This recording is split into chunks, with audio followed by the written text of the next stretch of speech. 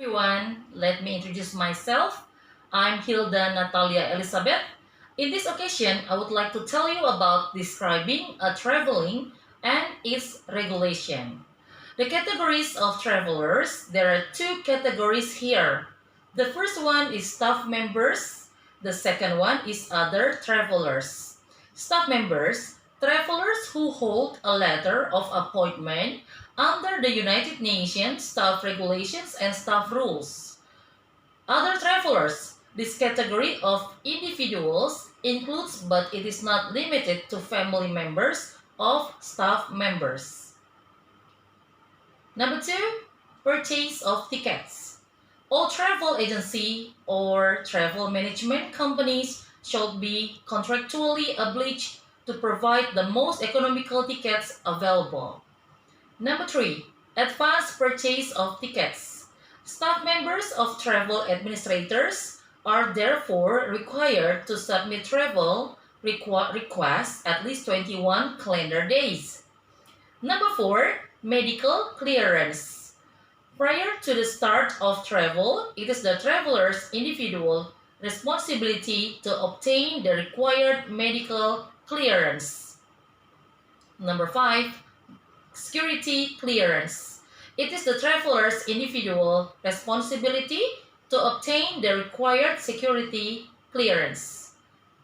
Number 6, self-ticketing. The following self-ticketing process is to be adhered to. A travel request must be entered with detailed justification of the request. B, the travel and shipment approver will review and then endorse or reject the justification. C, the travel processing office will evaluate the request for self-ticketing and approve the request. D, the travel processing office will communicate the maximum reimbursable amount calculated at the ticket portion. E, in purchasing their tickets, staff member must comply with the approved dates, mode, route, and standard of travel.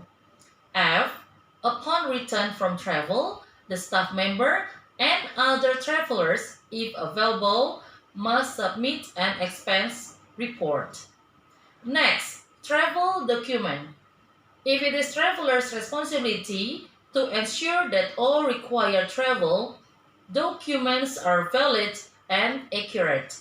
Okay, comparing with my experience before, when I working in Singapore, that is the first traveling of mine out of Indonesia. And I really admire of Singapore at the time.